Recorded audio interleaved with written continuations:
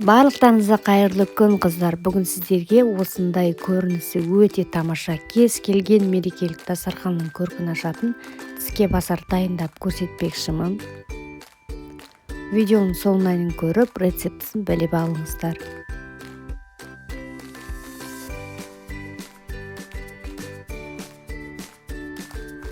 Ол үшін бізге ең алдымен салқын сары май, оның үстіне електен өткізілген ұн, осы екеуін салып жақсылап қолымызбен крошка жасап аламыз.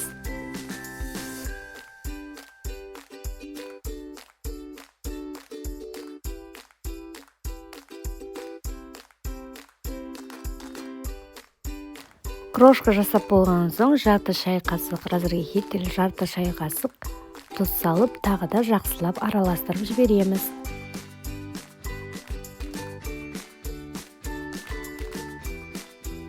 Оның үстіне қаймағымызды саламыз, бір жұмыртқамызды саламыз. Енді жақсылап жұмсақ қамыр илеп аламыз.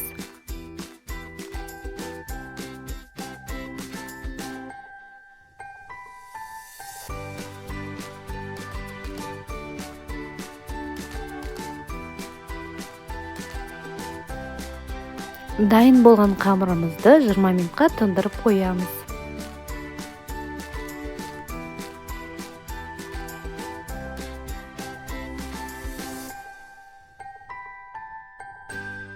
Енді салмамызды дайындап аламыз. Ол үшін сары майымызды ерітіп, табамызға ұсақтап туралған пиязымызды салып, қызарғанша кішкене қуырып аламыз. Оның үстіне алдын ала қайнатылған тауық етін салып, оны да қызартып қуырып аламыз. Оның үстіне бір шай қасық тұз, бір шай қасық паприка салып, тағы да қызартып қуырып аламыз. Салмамыз дайын болғаннан соң қамырымызды алып, дәл осы видеодағыдай жайып, бірнеше бөліктерге бөліп аламыз.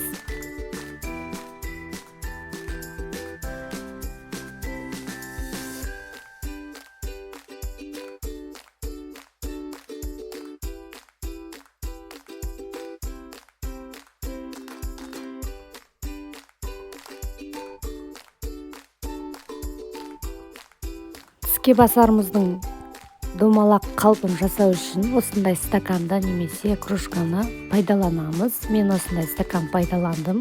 Оның шетін осындай фольгамен орап, қалпын жасап аламын.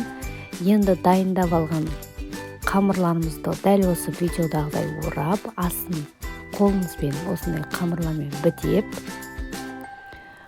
дәл осы видеодағыдай стаканның фольгасымен қосып шешіп аламыз.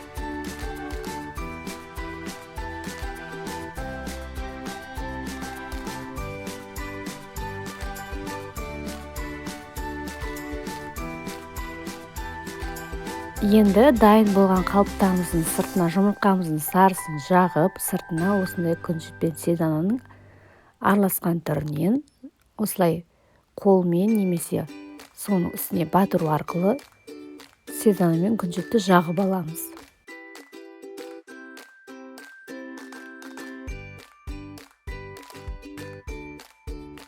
Дайын болған қалыптарымызды 220 градуста қызып тұрған пеште 25-30 минут бойы пісіріп аламыз.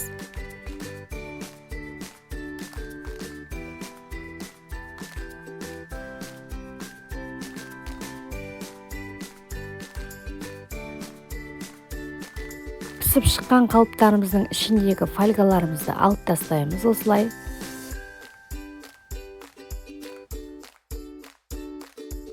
Қалыптарымыздың ішіне салмасын бірдей етіп бөліп салып шығамыз. Сосын үстіне үкіштен өткізілген сырымызды бәріне бірдей етіп салып шығамыз. Салып болғаннан кейін 20 минут бойы тағы да сыры ерігенше пештің ішіне салып жібереміз. Міне біздің осындай өте керемет көріністегі тіске басарларымыз дайын болды қыздар. Барлықтарыңызға осы рецепт бойынша дәл осылай жасап көруге кеңес беремін.